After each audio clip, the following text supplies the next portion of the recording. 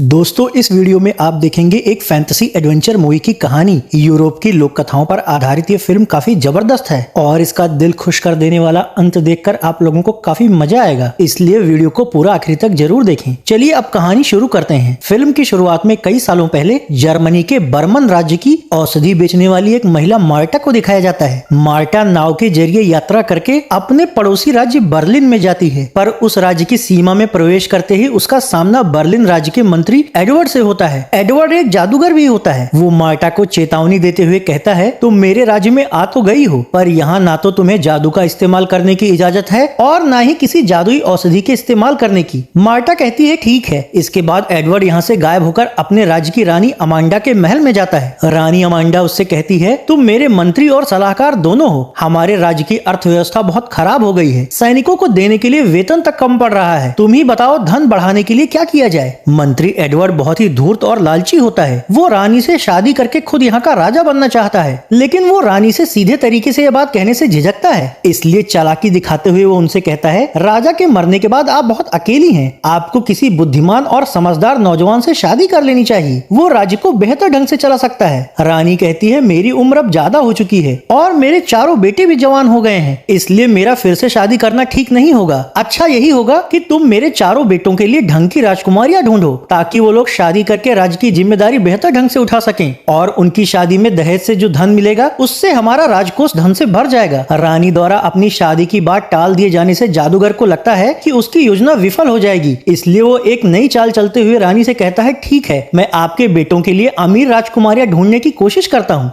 अगले सीन में जंगल में एक पुल के नीचे रानी अमांडा के चारों बेटों को दिखाया जाता है, जो चार राजकुमारियों से मिलकर उनसे प्यार जता रहे होते हैं। ये चारों राजकुमारी बहनें बर्मन राज्य के राजा विल्सन की बेटी होती हैं। ये चारों राजकुमार भाई इन चारों राजकुमारी बहनों से प्यार करते थे, पर दोनों राज्यों के रिश्ते ठीक ना होने की वजह से ये लोग छिप छिप कर यहाँ मिलते थे। कुछ देर राजकुमारियों के साथ वक्त गुजारने के बाद ये चारों राजकुमार घोड़ों पर सवार होकर अपने महल की ओर निकल पड़ते हैं। अगले सीन में बर्मन राज्य में रहने वाले विक्टर नाम के एक मास्टर दर्जी को दिखाया जाता है। वो अपने चार कारीगरों के साथ मिलकर दर्जी की एक दुकान चलाता था। विक्टर बहुत ही नेक दिल इंसान होता है और वो जिंदगी में कुछ बड़ा करने की ख्वाहिश रखता है, इसीलिए वो हमेशा रईसों की तरह कपड़े पहना करता है। एक दिन वो अपने कारीगरों से पूछता है, तुम लोग एक खास रेशमी कोट बना रहे थे, क्या वो तैयार हो गया? कारीगर कहते हैं, जी मास्टर। तो विक्टर उस कोट को पहनकर देखता है और कारीगरों से कहता है, मैं इस कोट को बाजार में बेचने जा रहा हूँ। अगर लोगों ने इस नए कोट को पसंद किया तो हमें ढेर सारा काम मिल सकता है। इस बात से उसके कारीगर खुश हो जाते हैं। अगले सीन में रानी अमांडा का महल दिखाया जाता है, जहां सलाहकार एडवर्ड रानी अमांडा को चार अलग अलग राज्यों की चार राजकुमारियों की तस्वीर दिखाते हुए कहता है, मैंने चार सबसे धनवान राजकुमारियां ढूंढ ली हैं। हालांकि वो चारों राजकुमारियां बेहद बदसूरत होती हैं और रानी अमांडा को पसंद नहीं आती। तो एडवर्ड रानी से कहता है, आप इनके चेहरे पर मत जाइए, इनके धन पर जाइए। इनसे मिलने वाले दहेज से आपका खजाना भर जाएगा, क्योंकि ये चारों अलग अलग राज्यों से हैं और काफी धनवान हैं। आखिरकार अपने राज्य की अर्थव्यवस्था ठीक करने के इरादे से रानी सलाहकार की बात मान लेती है। अगले सीन में राजा विल्सन का महल दिखाया जाता है, जहां दासी एलिना चारों राजकुमारियों के कमरे में जाकर उन्हें जगाते हुए कहती है, आपके पिता को इस बात की खबर लग गई है कि आप लोग चोरी छिपे किसी से मिलने जाती हैं। हालांकि उन्हें ये नहीं पता है कि आप किससे और कैसे मिलने जाती हैं। आज वो इस सिलसिले में मुझसे पूछताछ करेंगे। राजकुमारियां कहती हैं, हम कहीं नहीं जाती, तुम्हें तो पता ही होगा। दासी एलिना कहती है, मुझे इस बारे में कुछ नहीं पता। इसके बाद दासी राजा विल्सन के दरबार में जाती है। राजा उससे कहते हैं, तुम हमारे बेटियों की सबसे खास दासी हो, तुम्हें तो पता होगा कि वो कैसे और किससे मिलने जाती हैं। दासी कहती है, पता नहीं महाराज, मुझे नहीं पता, मुझे तो बस राजकुमारियों के गंदे कपड़े और टूटी हुई जूतियां मिलती हैं। राजा कहते हैं, उन पर नजर रखो और मेरा आदेश है कि आज के बाद उनके महल से बाहर निकलने पर पाबंदी लगा दी जाए। अगले सीन में फिर से रानी अमांडा का महल दिखाया जाता है, जहाँ रानी के चारों बेटे उनसे कहते हैं कि उन्हें चार राजकुमारियों से प्यार हो गया है। रानी उनसे पूछती है, कौन है वो राजकुमारियां? तो चारों राजकुमार कहते हैं, हम अभी इस बारे में आपको नहीं बता सकते, क्योंकि शायद आप उनके बारे में जानकर नाराज हो जाएंगी, लेकिन जल्दी ही हम आपको उनके बारे में बताएंगे, क्योंकि हम लोग उनसे शादी करना चाहते हैं। रानी कहती है, मुझे उनके बारे में जानना भी नहीं है, क्योंकि हमने तुम्हारे लिए चार अलग अलग राज्यों की सबसे अमीर राजकुमारियां ढूंढ ली हैं। तुम लोगों की शादी उन्हीं से होगी, इससे हमें ढेर सारा धन मिलेगा। चारों राजकुमार अपनी माँ की इस बात से सहमत नहीं होते और कहते हैं, हम जिससे प्यार करते हैं उसी से शादी करेंगे, हम धन के लिए शादी नहीं करेंगे। रानी कहती है, महल में रहना है तो तुम लोगों को मेरी बात माननी ही होगी। ये सुनते ही वो चारों महल से बाहर निकल जाते हैं और अपने अपने घोड़ों पर सवार होकर रानी की आंखों के सामने ही वहाँ से चले जाते हैं। इस बात से रानी बहुत नाराज होती है और मंत्री एडवर्ड से कहती है, चारों ने मेरी बात मानने से इनकार कर दिया और महल छोड़ दिया। हमारे राज्य की अर्थव्यवस्था सुधारने के लिए शादी बहुत जरूरी थी। दुष्ट एडवर्ड इसी मौके की तलाश में होता है, इसलिए वो रानी के गुस्से को और भी ज्यादा भड़काते हुए कहता है, आपके बेटों ने आपकी बात का सम्मान नहीं किया, ना ही उन्होंने राज्य की परवाह की, तो क्या करेंगी आप उनके साथ। रानी गुस्से में होती है, इसलिए वो एडवर्ड से कहती है, उनकी सजा ये है कि वो लोग 6 महीने हमारे राज्य से बाहर रहें, तब जाकर उन्हें अपनी गलती का एहसास होगा। एडवर्ड कहता है, ठीक है महारानी। फिर वो अपने जादुई प्रयोगशाला में जाता है और किताब से जादुई मंत्र पढ़कर एक रूप परिवर्तित करने वाला जादुई घोल तैयार करता है। दूसरी ओर चारों राजकुमार चलते चलते थक जाने की वजह से एक तालाब के किनारे रुककर सो जाते हैं। दुष्ट एडवर्ड उस जादुई घोल के धुएं को अपनी जादुई अंगूठी के जरिए उन राजकुमारों के पास भेजकर उन्हें कौवे के रूप में बदल देता है। हालांकि रानी एडवर्ड की साजिश से अनजान होती है। कौवे के रूप में भी वो चारों राजकुमार जंगल में उसी पुल के पास जाते हैं जहाँ अक्सर वो राजकुमारियों से मिला करते थे। अगले सीन में राजा विल्सन को दिखाया जाता है, जो अपने मंत्री और सेनापति से कहते हैं, हमने राजकुमारियों के महल से बाहर जाने पर पाबंदी लगा दी है, पर पता करो कि आखिर इतने दिनों तक और रात में वो कैसे और किससे मिलने जाती थी। जो भी इसका पता लगाएगा उसे मैं अपने राज्य का 1/3 हिस्सा दे दूंगा और उससे अपनी किसी भी एक बेटी की शादी भी करा दूंगा। इसी दौरान दासी एलिना वहाँ आती है। राजा एलिना से कहते हैं, किसी अच्छे दर्जी से राजकुमारियों के लिए नई ड्रेस तैयार करवाओ। मैं कुछ दिनों के लिए राज्य से बाहर जा रहा हूँ ताकि राजकुमारियों की शादी के लिए होनहार राजकुमार ढूंढ सकूं। दासी कहती है, ठीक है महाराज। जब चारों राजकुमारियों को पता चलता है कि उनके पिता उनके शादी के लिए राजकुमार ढूंढने कुछ वक्त के लिए राज्य से बाहर जा रहे हैं, तो वो चारों महल से बाहर निकलने और अपने प्रेमी राजकुमारों से मिलने की एक योजना बनाती हैं। हालांकि उन्हें ये नहीं पता होता कि उनके प्रेमी राजकुमार अब कौवे बन चुके हैं। इसके बाद औषधि बेचने वाली जादूगरनी औरत मार्टा को दिखाया जाता है। रात के अंधेरे में बारिश से बचने के लिए वो बाजार के पास रहने वाले लोगों का दरवाजा खटखटाकर उनसे शरण मांग रही होती है। उसी वक्त मास्टर दर्जी विक्टर रेशमी कोट बेचने के लिए बाजार में घूम रहा होता है। मार्टा को देखकर वो उनसे कहता है, आप ये रेशमी कोट खरीद लीजिए, ये आपको ठंड से बचाएगा। मार्टा कहती है, मैं औषधियाँ बेचने आई थी, अभी मेरे पास इतने पैसे भी नहीं है कि मैं बारिश से बचने के लिए किसी सराय में रुक सकूं। फिर आखिर मैं तुम्हारा ये कोट कैसे खरीदूं? हालांकि तुम्हारा ये कोट दिखने में काफी अच्छा है। विक्टर नेक दिल होता है, इसलिए मार्टा को ठंड से ठिठुरते हुए देखकर वो उन्हें मुफ्त में ही वो कोट पहनाते हुए कहता है, आप इसे रख लीजिए। तो मार्टा उसे धन्यवाद कहते हुए अचानक से वहाँ से गायब हो जाती है। फिर सुबह जब विक्टर अपनी दुकान में आता है तो उसके कारीगर उससे पूछते हैं कि क्या तुमने वो कोट बेच दिया? विक्टर कहता है, नहीं, उसे मैंने एक गरीब औरत को दे दिया है। ये सुनकर कारीगर मायूस हो जाते हैं। अगले सीन में फिर से मार्टा को दिखाया जाता है। बाजार में घूमते वक्त उसे दासी एलिना मिलती है। वो उनसे कहती है, आप तो मेरे राज्य से हो ना, आप यहाँ क्या कर रही हो? एलिना कहती है, आपको तो पता है हमारे राज्य में कोई ढंग का दर्जी नहीं है और राजा ने राजकुमारियों के लिए बेहतरीन ड्रेस तैयार करने को कहा है, क्योंकि वो उनकी शादी के लिए राजकुमार ढूंढने गए हैं। मार्टा कहती है, सामने की गली में एक दर्जी है, उसने बहुत अच्छा कोट बनाया था, तुम एक बार उससे मिल लो। मार्टा के बताने पर एलिना विक्टर के दुकान पर जाती है और विक्टर से कहती है, मैं पड़ोसी राज्य के राजा की दासी एलिना हूँ। राजा अपनी चारों बेटियों के लिए खूबसूरत ड्रेस चाहते हैं, मैं उनकी नाप लाई हूँ, तो उन सब के लिए 3 अलग अलग ड्रेस बना दो। फिर जब तुम ड्रेस लेकर महल में आओगे तब तुम्हें भुगतान कर दिया जाएगा। राजा से ऑर्डर पाकर कारीगर और विक्टर बहुत खुश होते हैं। विक्टर को एलिना अच्छी लगती है, इसलिए वो उससे कहता है, ड्रेस लेकर मैं खुद आऊंगा। एलिना कहती है, ठीक है।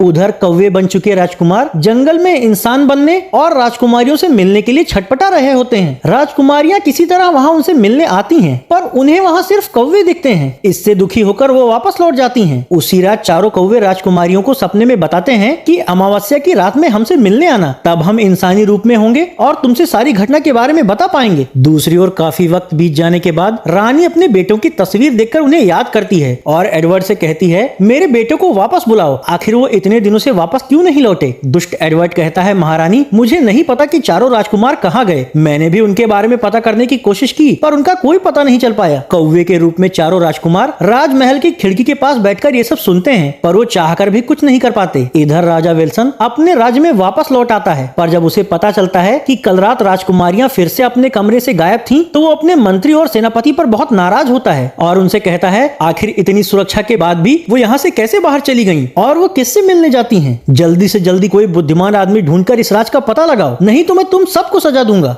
अगले दिन विक्टर को दिखाया जाता है जो राजकुमारियों के लिए बनाई हुई ड्रेस लेकर राजा के महल के गेट के पास पहुंच जाता है, पर थक जाने की वजह से वो वहीं के बगीचे में सो जाता है। वहीं राजा के आदेश के दबाव में मंत्री और सेनापति किसी ऐसे आदमी को ढूंढ रहे होते हैं जिससे वो राजकुमारियों का राज पता करने के लिए बलि का बकरा बना सकें, क्योंकि अगर वो किसी को इस काम पर नहीं लगाते तो राजा उन्हें दंड देता। घूमते वक्त जब वो लोग बगीचे में रईस जैसे दिखने वाले विक्टर को देखते हैं तो वो उसे जगाकर अपने साथ महल में लेकर जाने लगते हैं। विक्टर उन्हें बताना चाहता है कि वो एक दर्जी है और यहाँ राजकुमारियों के लिए बनाई हुई ड्रेस लेकर आया है, लेकिन मंत्री उसे बीच में ही टोक देता है। फिर विक्टर को महल में ले जाने के बाद दासी एलिना जब बेंच पर रखे हुए कपड़ों की पोटली देखती है तो वो समझ जाती है कि ये विक्टर ही होगा जो राजकुमारियों की नई ड्रेस लेकर आया है। उधर महल के अंदर ले जाकर मंत्री और सेनापति विक्टर से कहते हैं, नौजवान, हमारे पास तुम्हारे लिए एक ऐसा काम है जिसे अगर तुमने पूरा कर दिया तो राजा तुम्हें न सिर्फ अपने राज्य का 1/3 हिस्सा देगा बल्कि अपनी किसी एक बेटी से तुम्हारी शादी भी करा देगा। विक्टर हमेशा से ही कुछ बड़ा करना चाहता था, इसलिए वो मंत्री से पूछता है क्या काम करना होगा। मंत्री कहता है तुम्हें महल में रहकर पता लगाना होगा कि अगर राजकुमारियां यहाँ से बाहर जाती हैं तो वो कैसे बाहर जाती हैं और ऐसा कौन है जिससे कि वो मिलती हैं। विक्टर इस काम को बहुत आसान समझता है, इसीलिए खुशी खुशी इस काम के समझौते पर हस्ताक्षर कर देता है। तो अब विक्टर को महल में रहने के लिए कमरा दे दिया जाता है। वो इस बात से बहुत खुश होता है कि जल्दी ही वो इस पहेली को हल करके बहुत अमीर हो जाएगा और राजा की एक बेटी से शादी भी कर लेगा। थोड़ी देर बाद एलिना उसके कमरे में आती है और उसे खुश देकर पूछती है, तुम इसलिए खुश हो क्योंकि तुम्हें राजकुमारी से शादी करने का मौका मिलेगा? मुझे तो लगा तुम मुझे पसंद करते हो। विक्टर को भी एलिना पसंद थी, इसलिए वो उसे सफाई देते हुए कहता है, नहीं, मैं तो यहाँ कपड़े लेकर आया था। मुझे क्या पता था कि मुझे यहाँ एक ऐसा काम मिल जाएगा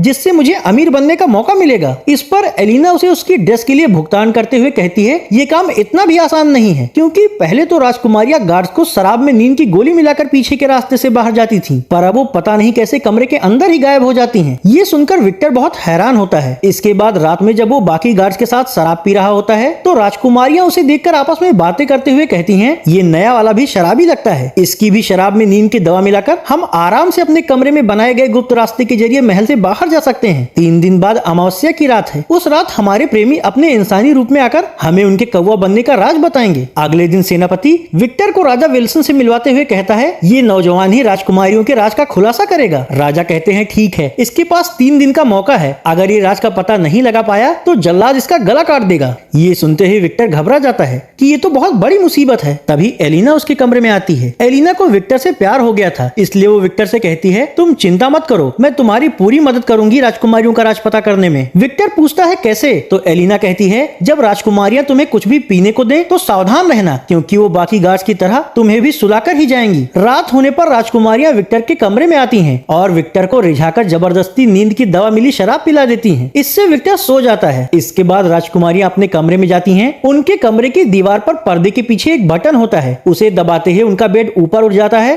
और उसके नीचे एक गुप्त रास्ता खुल जाता है, जिससे होकर ये लोग महल से बाहर निकल जाती हैं और फिर बेड फिर से नीचे आ जाता है। दरअसल जब राजा कुछ दिनों के लिए बाहर गए थे तब राजकुमारियों ने धन देकर कुछ कारीगरों से ये गुप्त रास्ता तैयार करवाया था। थोड़ी देर बाद जब एलिना राजकुमारियों के कमरे में जाती है तो उसे वहाँ ना तो राजकुमारियां देखती हैं और ना ही बाहर जाने का कोई रास्ता। फिर हैरान एलिना जब विक्टर के कमरे में जाती है तो वो देखती है कि विक्टर नींद की दवा के असर से सोया हुआ पड़ा है। सुबह तक राजकुमारियां कौवे के रूप में अपने प्रेमियों से मिलकर वापस चली आती हैं और इस बार भी किसी को कुछ पता नहीं लग पाता। सुबह राजा विल्सन विक्टर को अपने दरबार में बुलवाते हैं और उसे कहते हैं, आज तीसरा दिन है, अगर आज रात तक भी तुम इस राज का पता नहीं लगा पाए तो मेरा जल्लाद तुम्हारा गला काट देगा। ये सुनकर विक्टर बुरी तरह घबरा जाता है और कमरे में जाकर सोचने लगता है कि आज उसकी मौत पक्की है। तभी एलिना उसके पास आती है और कहती है, मैं तुमसे प्यार करती हूँ, इसलिए मैं तुम्हें मरने नहीं दूंगी। विक्टर कहता है, मैं भी तुमसे प्यार करने लगा हूँ, पर अगर मैं राज नहीं बता पाया तो आज मेरा आखिरी दिन होगा। एलिना कहती है, तुम मेरे साथ पीछे के रास्ते से बाहर चलो, मैं वहाँ के गार्ड्स को अपने बातों में उलझाऊंगी, उसी दौरान तुम यहाँ से भाग जाना। विक्टर कहता है, ठीक है। इसके बाद एलिना विक्टर को लेकर पीछे के द्वार पर जाती है और गार्ड्स को अपने बातों में उलझाने लगती है। इसी दौरान मौका देखकर विक्टर वहां से भाग निकलता है तो विक्टर की मदद करने के जुर्म में गार्ड्स एलिना को पकड़ लेते हैं। अगले सीन में चारों राजकुमारियों को दिखाया जाता है जो आपस में बातें कर रही होती हैं कि अभी तक उनका राज कोई नहीं जान पाया है और आज अमावस्या की रात जब वो अपने प्रेमियों को इंसान के रूप में मिलेंगी तो वो उनके साथ जो कुछ भी हुआ उसके बारे में जान सकेंगी। दूसरी ओर बेचारा विक्टर भागते भागते अपने राज्य की सीमा पर स्थित नदी के पास पहुंच जाता है। वहाँ से नाव लेकर वो निकलने ही वाला होता है कि तभी मार्टा वहाँ प्रकट होती है और विक्टर से कहती है तुम एक नेक दिल इंसान हो, इसलिए तुम्हें भागने की जरूरत नहीं है। विक्टर कहता है मेरे पास और कोई विकल्प भी तो नहीं है। उसकी बात सुनकर मार्टा उसे उसका कोट देते हुए कहती है मैंने इसे जादुई बना दिया है, जब भी इसे पहनकर तुम गायब कर दो कहोगे ये कोट तुम्हें गायब कर देगा। ये सब बताकर मार्टा वहाँ से गायब हो जाती है। अगले सीन में दुष्ट एडवर्ड को दिखाया जाता है। वो अपने कमरे में शीशे के सामने खड़े होकर खुद से कह रहा होता है कि मैंने रानी के बेटों को कौवा बनाकर उनसे दूर कर दिया। अब रानी कमजोर है और जल्दी ही वो मजबूरी में मुझसे शादी कर लेगी, फिर मुझे राजा बनने से कोई नहीं रोक सकता। इत्तेफाक से तभी रानी वहाँ आकर उसकी बातें सुन लेती है। एडवर्ड का सच जानकर वो उससे कहती है मक्कार इंसान, तुमने मुझे गुमराह किया और धोखे में रखा, पर मैं तुम्हारी चाल कभी कामयाब नहीं होने दूंगी। ये कहकर वो एडवर्ड की जादुई अंगूठी उठाकर पहन लेती है और उससे कहती है तुम सारा जादू इसी के इस्तेमाल करते हो ना, अब ये मेरे पास है तो अब तुम वही करोगे जो मैं चाहूंगी। इधर राजा विल्सन विक्टर को भगाने के जुर्म में एलिना को सजा देने की तैयारी कर रहे होते हैं, लेकिन तभी विक्टर वहां पहुंचकर उनसे कहता है महाराज इसे छोड़ दीजिए, शर्त के मुताबिक अभी आज का दिन बचा हुआ है और मैं यहाँ से भागा नहीं था, मैं एक सुराग ढूंढने गया था। विक्टर की बात सुनकर राजा सैनिकों से एलिना को छोड़ देने के लिए कहते हैं और फिर विक्टर से कहते हैं ठीक है, तुम्हारे पास बस आज रात तक का ही वक्त है, उसके बाद तुम्हारा सिर धड़ से अलग कर दिया जाएगा। विक्टर सहमति में सिर हिलाता है और फिर एलिना को महल के अपने कमरे में ले जाता है। एलिना उससे कहती है तुम्हें मरना है क्या जो तुम यहाँ वापस आ गए। विक्टर कहता है न तो मैं मरूंगा और न ही तुम्हें मरने दूंगा। एलिना पूछती है वो कैसे, तो विक्टर उसे मार्टा का दिया हुआ जादुई कोट दिखाकर उसकी खूबियों के बारे में बताता है। एलिना को इस बात का यकीन नहीं होता, इसलिए वो कोट पहनकर कहती है मुझे गायब कर दो। उसके ऐसा कहते ही वो गायब हो जाती है। विक्टर कहता है अब तो तुम्हें यकीन हो गया होगा ना। कोट उतारकर एमा कहती है हाँ, पर तुम्हें सावधान रहना होगा। आज जब भी राजकुमारियां तुम्हारे कमरे में तुम्हें शराब पिलाने के लिए आए तो तुम पहले ही सोने का नाटक करना, उसके बाद गायब होकर उनके पीछे जाना। विक्टर कहता है ठीक है। रात होने पर विक्टर सोने का नाटक करने लगता है। राजकुमारियां उसके कमरे में नींद वाली शराब लेकर आती हैं, लेकिन जब उन्हें लगता है कि विक्टर गहरी नींद में सो रहा है तो शराब वहीं रखकर अपने कमरे में आ जाती हैं और आपस में बातें करने लगती हैं कि आज इतने महीनों के बाद वो अपने राजकुमारों से इंसानी रूप में मिलेंगी। अब तक गायब होने वाला कोट पहनकर विक्टर भी राजकुमारियों के कमरे में आ जाता है और चारों राजकुमारियों को बेड के नीचे बने गुप्त रास्ते के अंदर जाते हुए देखता है। अब क्योंकि वो गायब होता है इसलिए वो भी उनके पीछे जाता है। वो गुप्त रास्ता एक भूमिगत गुफा के अंदर जाता है। उस गुफा में एडवर्ड द्वारा जानवर बनाए गए सभी लोग आज अमावस्या के दिन इंसानी रूप में आने का जश्न मना रहे होते हैं। उन्हीं लोगों के बीच वो चारों राजकुमार भी होते हैं। वो राजकुमारियों से मिलकर उन्हें उनके साथ जो कुछ भी हुआ उसके बारे में बताते हैं। अदृश्य रूप में वहाँ मौजूद विक्टर उन लोगों की सारी बातें सुनता है और फिर सुबह होते होते राजकुमारियों के पीछे वापस महल में आ जाता है। महल में राजा राजकुमारियों को अपने दरबार में बुलाकर उनसे पूछता है कि आज रात भी तुम लोगों का कमरा खाली था, आखिर तुम लोग कैसे और कहाँ जाती हो। राजकुमारियां कहती हैं कहीं नहीं, लेकिन तभी राजकुमारियों के कपड़े और जूते चप्पल लेकर विक्टर वहां आता है और राजा से कहता है महाराज मैंने राजकुमारियों का सच पता कर लिया है। पहले ये लोग गार्ड्स को नींद वाली शराब पिलाकर पीछे के रास्ते से बाहर जाया करती थी, पर जब आपने इनके बाहर जाने पर पाबंदी लगा दी और आप कुछ दिनों के लिए राज्य से बाहर चले गए तो राजकुमारियों ने कुछ कारीगरों को धन देकर उनसे अपने बेड के नीचे एक गुप्त रास्ता बनवाया और उस रास्ते को आपके महल के गुप्त रास्ते से जोड़ दिया। इसी से होकर ये लोग जब चाहे महल से बाहर चली जाती थी। राजा पूछते हैं पर आखिर ये चारों जाती कहाँ थी। विक्टर कहता है ये चारों आपके पड़ोसी राज्य के 4 राजकुमार भाइयों से प्यार करती हैं, पर आपके राज्य और पड़ोसी राज्य में अच्छे संबंध ना होने की वजह से राजकुमारियों ने आपको इस बारे में नहीं बताया।